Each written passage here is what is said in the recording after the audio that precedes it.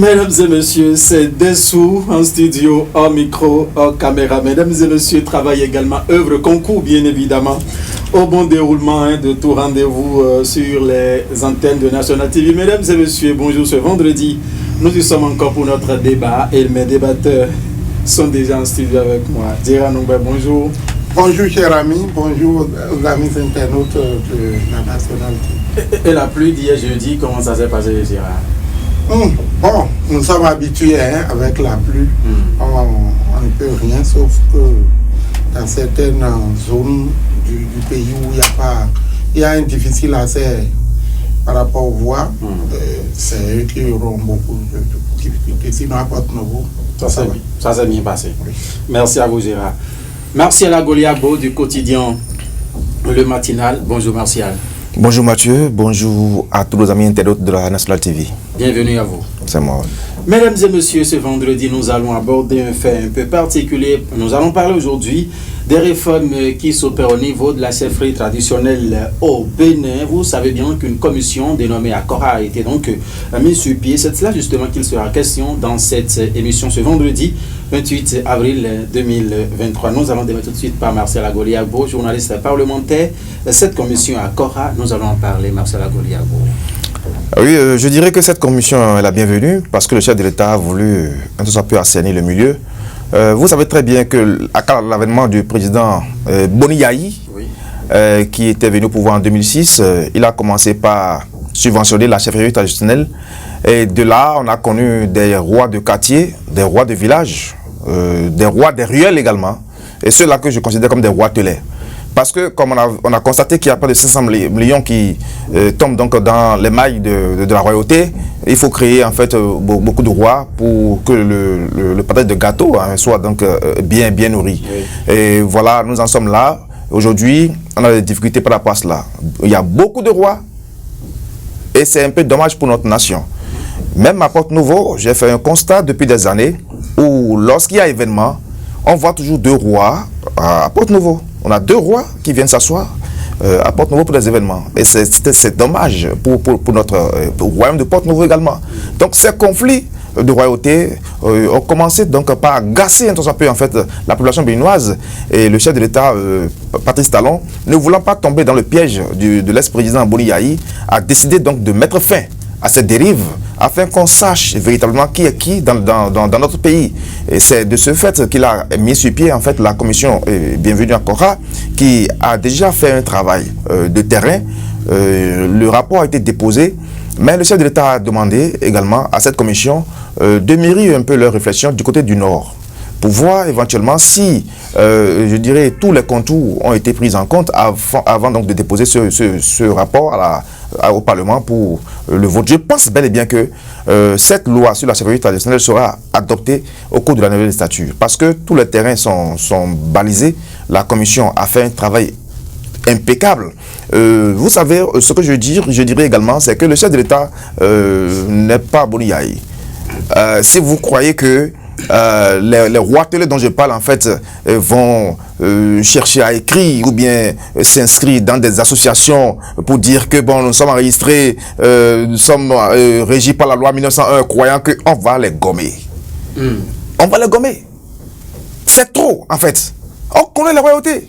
Vous allez dans un quartier, on dit que je suis roi. Vous allez dans un village, on dit que je suis roi. Dans quel monde nous sommes? Alors que nous connaissons très bien depuis des temps ce qu'on appelle royauté. Quand on parle de royauté, c'est un cordon ombilical qui existe en fait, c'est une source originelle. Mais aujourd'hui, on crée un palais, on construit une maison, et on crée un palais, on dit c'est mon palais royal. Et je suis roi d'une telle communauté. Où est le cordon ombilical de ce dernier-là? Peut-être dans les recherches. Permettez rapidement de prendre l'avis de Gérard Nongbe, directeur de publication du quotidien Le Chronomètre, sur la question de la chefferie traditionnelle au Bénin, son fonctionnement. Oui, la chefferie traditionnelle au Bénin fonctionne comme l'a voulu nos dirigeants, d'ailleurs aussi, parce que depuis un certain temps, vous savez, l'introduction d'une loi... Parlez un peu s'il vous plaît. Ok. L'introduction d'une loi à l'Assemblée nationale pour la réforme sur la chefferie traditionnelle, qui reconnaît la chefferie traditionnelle, était un grand pas. Et à partir de cette loi, nous savons que désormais, enfin, nos lois sont utiles à quelque chose dans la société. Et puis, partant de leur utilité, normalement, ils avaient un certain nombre de parcelles de pouvoir qu'il fallait pour eux, mais ce qui n'a pas été jusque-là parfait. Et quant au développement de mon confrère tout à l'heure sur la genèse qui a amené, enfin, ce qui a amené l'autorité à aller vers cette réforme, je pense que il y avait effectivement une pagaille. Il y avait une pagaille où il parlait de Porto-Novo, mais c'est le cas aussi à Abomey et partout ailleurs.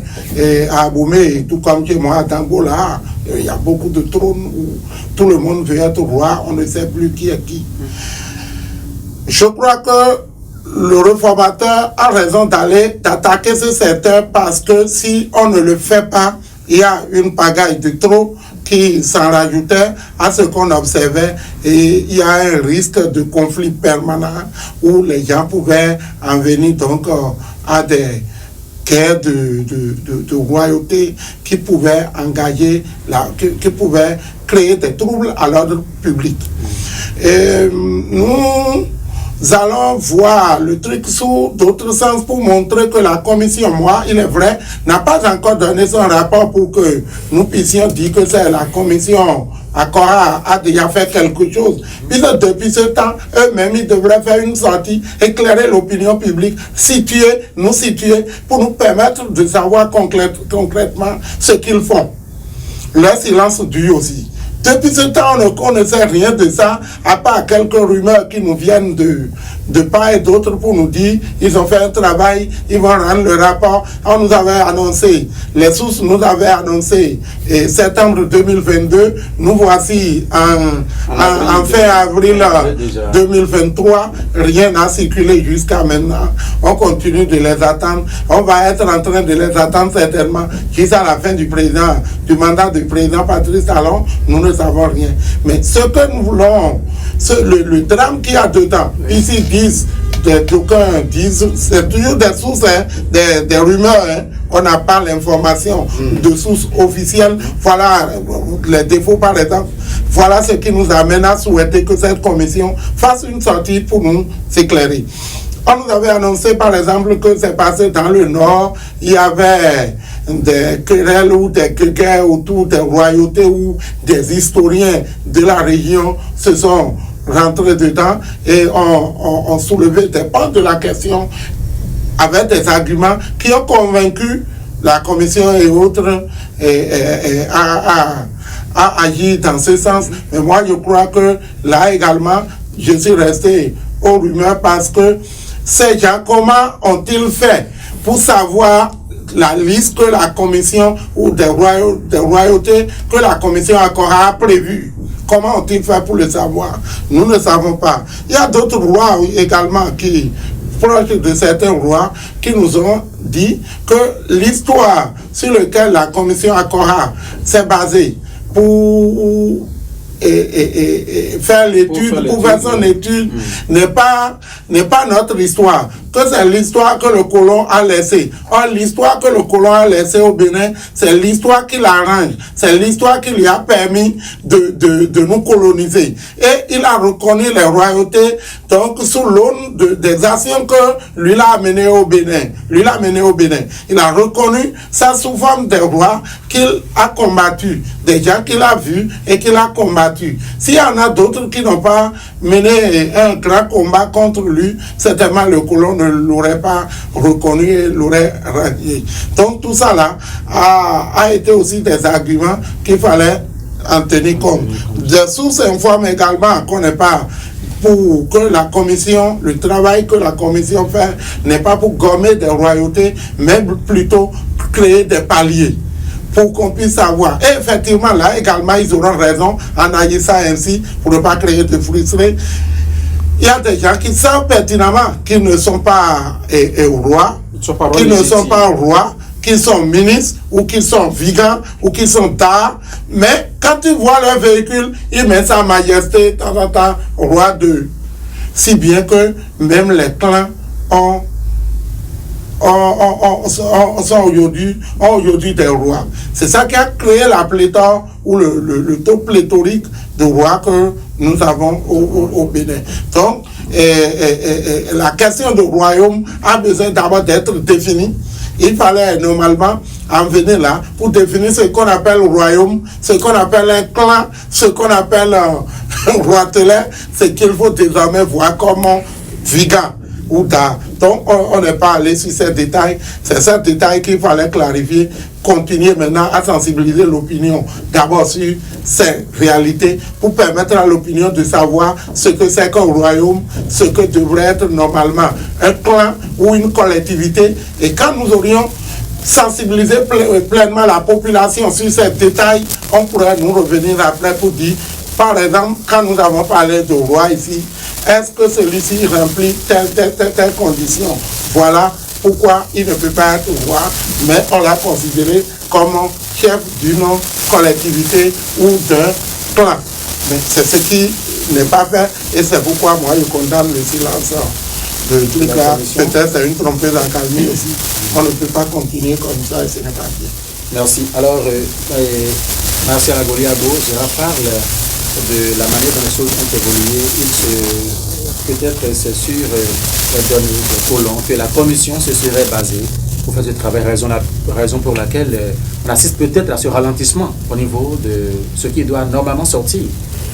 Mon cher Mathieu, on dit chez nous en fond, il y a une envie. La commission qui a été mise en place par le président Patrice Talon, allez voir en fait ceux qui composent cette commission. Vous connaissez très bien le professeur Jérôme Aladae. Vous connaissez Bienvenue Cora. C'est des professeurs bien nantis, des historiens bontins.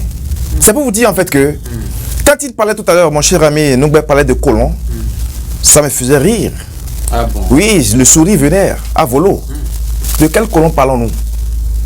Puisque nous savons, d'accord, ceux qui ont été, d'accord, les fondateurs, les instigateurs de Dahomey, les royautés qui ont été au combat. Ce ne sont pas les colons qui nous ont appris ça. C'est là où j'en viens.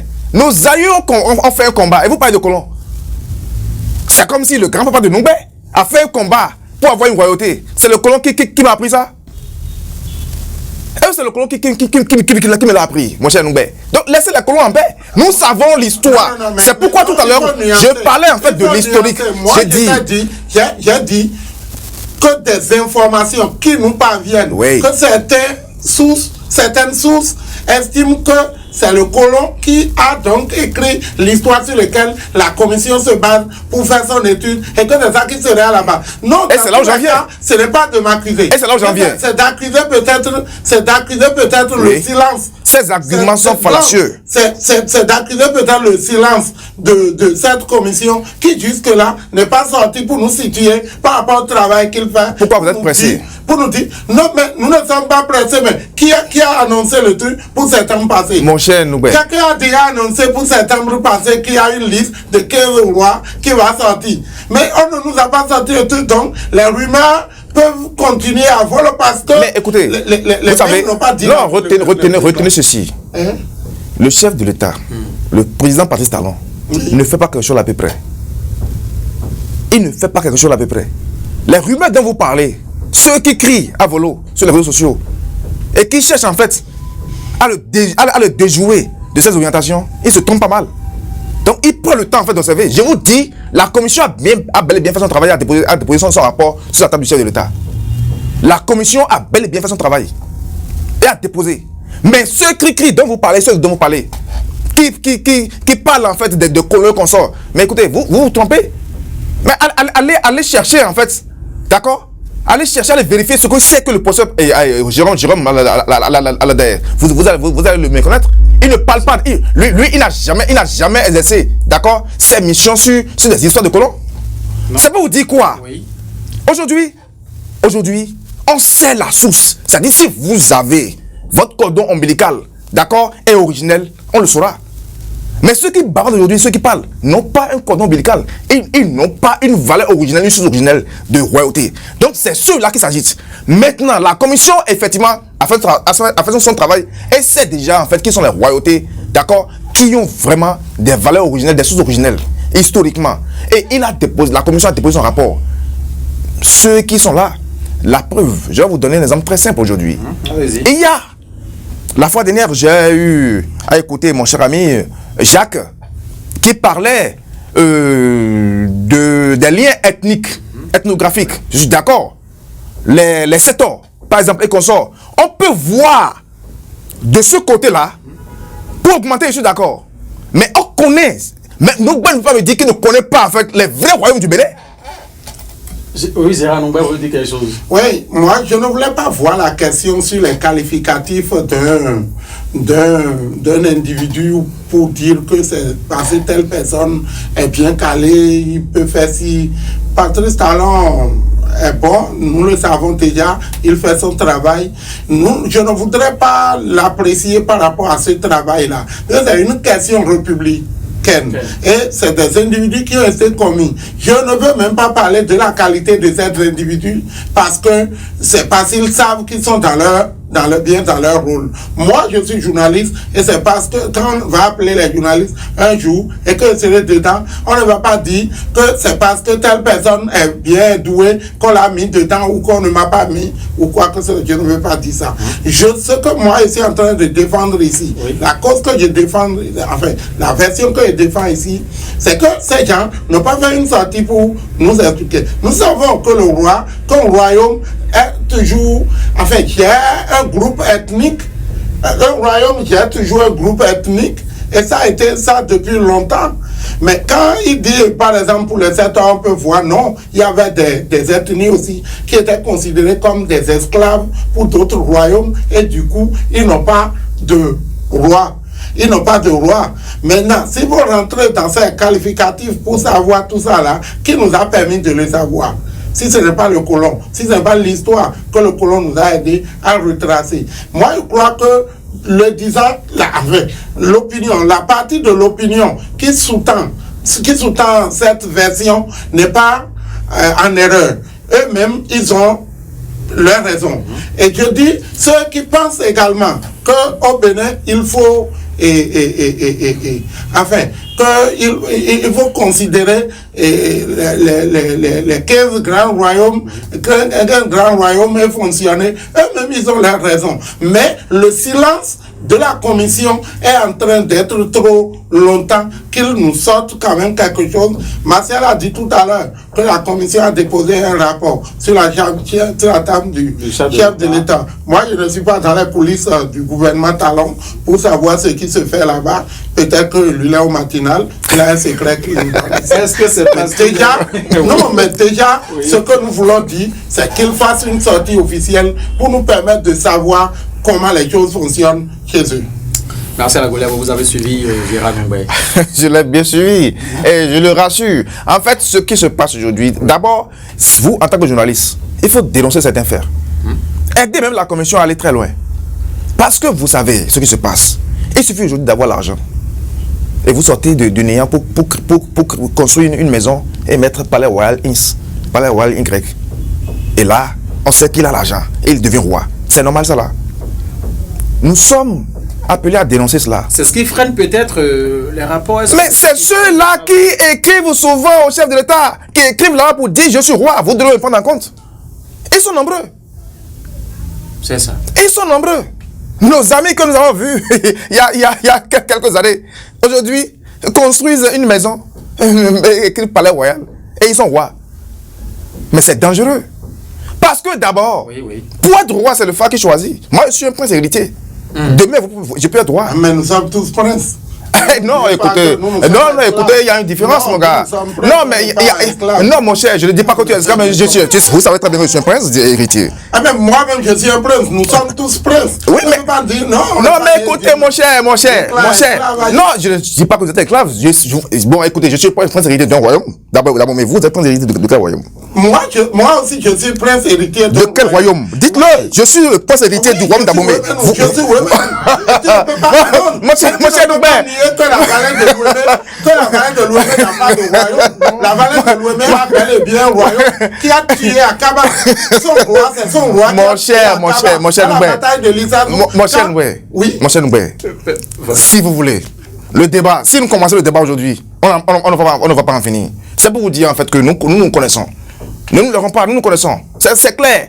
Donc nous, en tant que journalistes, si on laisse même notre manteau de prince, oui. D'accord, du monde culturel, en tant que journaliste, il faut d'abord baliser le terrain en accompagnant cette commission.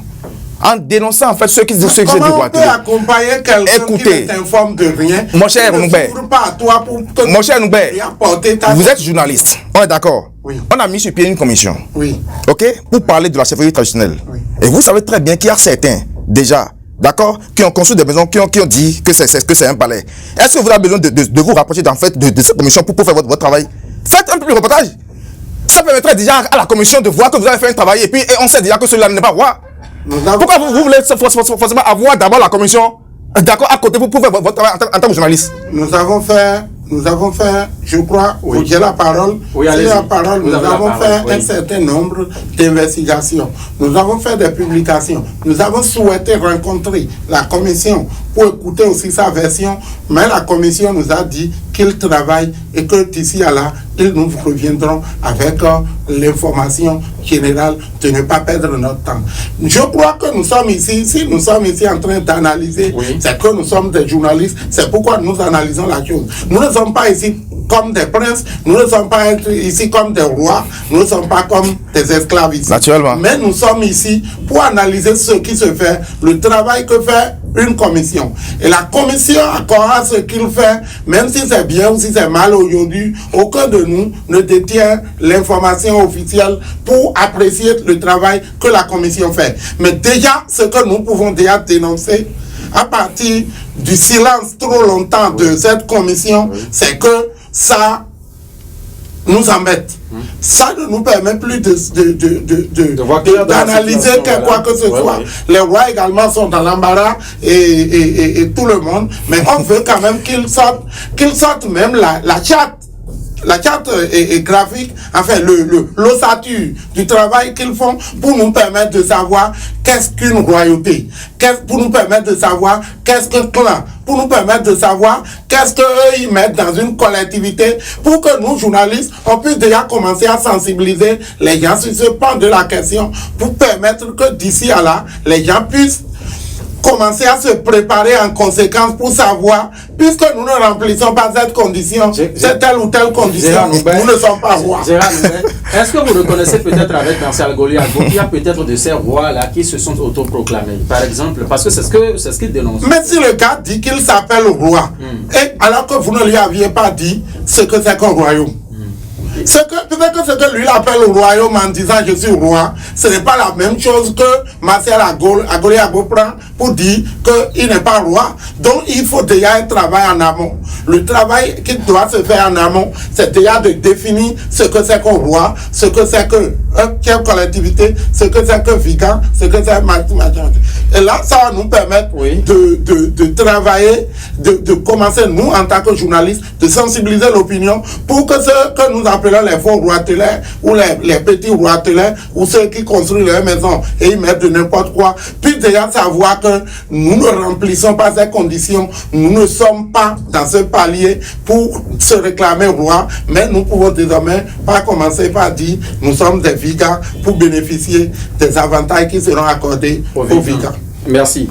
Merci à vous. Sur ce sujet, Marcel Goliago, est-ce que vous avez encore peut-être quelque chose, une clarification peut-être, puisque il faut pas occulter l'aspect confession religieuse également. Est-ce que quelque chose il ne faut pas quelque chose à ce niveau? Oui, avant d'en venir là, permettez-moi de dire à Noubert que ceux qui font cette bêtise, je dis cette pagaille, savent très bien ce que c'est que la royauté. C'est ça. Ils savent ce que c'est que la royauté. Quand vous prenez une communauté, une collectivité, c'est le DA qui gouverne. On dit chef de famille. C'est moi qui... Non, c'est dommage en fait. Collectivité, on sait que c'est le chef de famille qui gouverne. C'est le DA. C'est pas un roi. Et c'est maintenant on va apprendre à ces rois-là. Appellation majesté aussi. Quand même. Est-ce que l'appellation sa majesté également ne confond pas parfois? Puisque quand on voulait tout de suite, il faut dire sa majesté. Non, je me suis amusé un jour à visiter le roi de Porte-Nouveau. Le roi Podagba. Le roi de Podagba. Et j'ai vu le chef suprême des Agasapo Repo. Setonji, là-bas. Et vous savez ce qui s'est passé? Parce que j'ai observé en fait. Tout le monde venait, les Roulons, c'est-à-dire les Roulons gants, les trucs là, ils venaient, et ils ont leur chapeau sur la tête, ils venaient saluer le roi. Ils ont leur chapeau sur la tête, ils venaient saluer le roi. Mais Setonji était furieux, là, dit, mais j'ai été à Boumé la fois dernière pour l'enterrement, mais vous ne pouvez pas porter le chapeau pour venir saluer le roi. Ah non, mais écoutez, ce sera ligoté et tabassé. Au palais. Ah, il n'y a pas, tu peux avoir même 70 ans, 50 ans, on t'attache, on te ligote, on te tape automatiquement. Tu ne peux pas porter le chapeau pour venir saluer le roi. C'est impossible. Dans cette culture-là, aujourd'hui, nous avons préparé même la génération qui viendrait après nous. Nous l'avons préparé ainsi. Il faut le faire aussi. Ce n'est pas le colon qui me l'a appris. Est-ce que ce n'est peut-être pas l'information dont parle Gérard Noubel? C'est ce que je suis en train de dire. Ceux-là, en fait, qui se disent aujourd'hui rois et qui construisent des maisons pour dire que c'est un palais royal. Ceux-là, leurs papas sont vivants. Et pour être roi, c'est le phare qui choisit. On ne se lève pas pour devenir roi. On va aller apprendre encore cela. Vous avez tantôt parlé du cordon ombilical. C'est ça. Quand nous reconnaissons qu'au niveau de cette collectivité, excusez de peu, puisque nous n'avons pas assez d'arguments pour défendre le cas, quand nous reconnaissons qu'au niveau de telle collectivité, maintenant, après, si éventuellement tel roi est allé à hasard, c'est tel qui va suivre bien ce niveau-là. Quand on parlait encore de phare, est-ce qu'il n'y a peut-être pas une confusion? Non, c'est toujours le phare. Ah bon? Quand vous prenez Porte-Nouveau, les Akota, oui, c'est ça donc qu'on dit, non? À Porte-Nouveau, ils sont 7, et dans la vallée, ils sont 7. Normalement, les 7 là, oui. Quand le roi décède, c'est comme ça, comment on appelle, à Sakété aussi. Vous savez, quand ça se passe ainsi, oui. On sait que c'est des princes héritiers. Vous êtes Ins, moi je suis Y. Lorsque Ins a gouverné le royaume et est parti, le tour revient directement à Y. Ce n'est pas votre tour, c'est Y qui prend. Donc c'est au niveau des princes Y que le phare choisit celui qui sera roi. Et quand il finit, le tour revient encore sur le prince, sur le prince Ins. C'est comme ça que ça se passe. Donc il y a des royautés qui sont comme ça. Ils sont comme ça. Oui.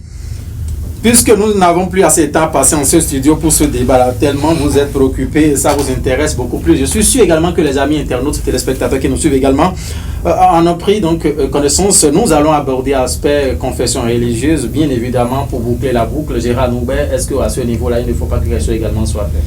Oui, un travail se fait déjà derrière. Si je m'en tiens à certains propos du professeur David Kofi Azar, qui sur une chaîne internationale disait qu'un travail a été fait dans ce sens et qui est même en train d'aller à l'Assemblée nationale dans le temps et pour permettre aux honorables députés de sortir un cadre général, de recadrer le secteur des confessions et de la chefferie traditionnelle pour permettre aux gens de savoir qui ils sont.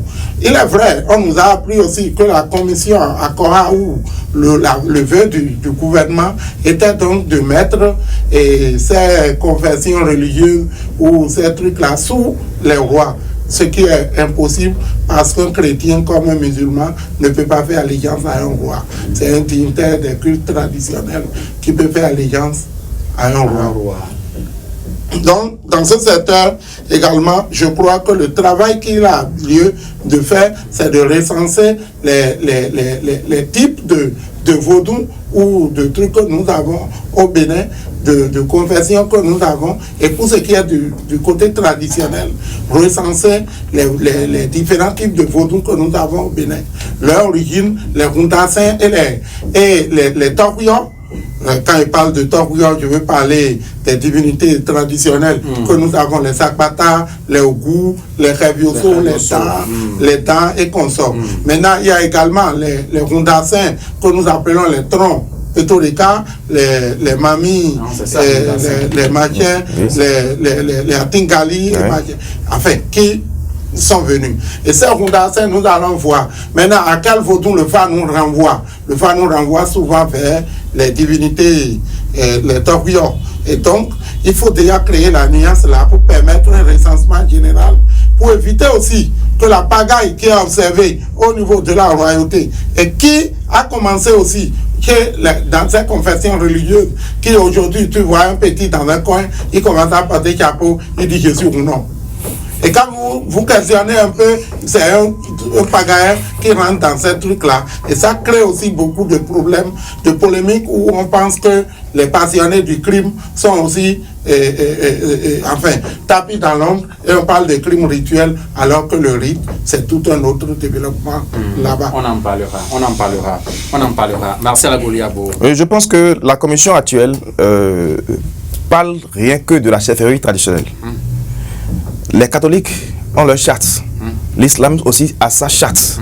Donc la commission ne pense pas du tout ce côté. Mais il y a le cadre national de concertation des confessions religieuses. C'est-à-dire, il y a des moments où toutes ces confessions vont se retrouver sur une même table en fait pour penser au développement de la nation. Là, à ce niveau, je rejoins Noué. C'est-à-dire que déjà à ce niveau, l'islam doit repenser un tout peu en fait ses enfants. Les catholiques également, c'est-à-dire que je parle des chrétiens en général, que ce soit les célestes, les turafs, doivent également recadrer leurs enfants. Ainsi que, parce que je dis une chose, et quand je l'ai dit la fois dernière, mais les gens se sont étonnés. J'ai dit aujourd'hui, je vais vous donner des exemples très simples, mon cher Mathieu.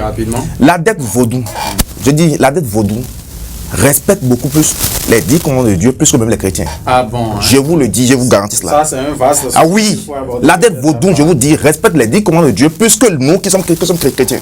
Ah bon? Oui. On va peut-être revenir à ça. Est-ce que, conclusion rapidement, quelques secondes. Oui, c'est pour dire que je remercie le chef de l'État qui est resté donc droit dans ses bottes pour assainir ce milieu, afin qu'on sorte en fait les roitelets qui seront désormais dans une catégorie très bas. Et on saurait déjà qui est roi dans ce petit Bénin. Dans ce pays. Conclusion. Non, en conclusion, peut-être pour dire à ceux qui pensent que les crimes rituels sont nés des dignitaires vaudous, de savoir que le vaudou n'a jamais demandé qu'on tue quelqu'un. Et ce n'est pas. Et je condamne l'esprit qui veut qu'on traite ces crimes-là de crimes rituels, parce que le rite fait appel au sacré.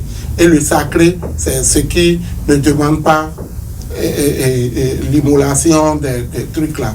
Donc je pense que ce qui se passe aujourd'hui, c'est des voyous qui tapent dans l'homme, qui agissent, et nous pensons ça.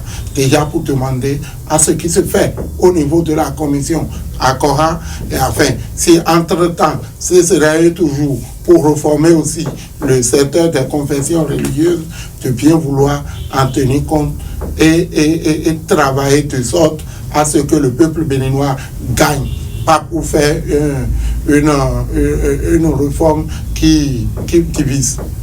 Merci à vous. Mesdames et messieurs, ainsi se referme ce débat sur National TV ce vendredi 28 avril 2023. Le sujet aussi est intéressant, on n'a pas vu le temps passer. Rendez-vous lundi par la grâce de Dieu, au moment où les travailleurs seront donc en fête. Nous allons nous sacrifier également à la tradition et on sera là encore. Par la grâce de Dieu, portez-vous bien, mesdames et messieurs. Au revoir.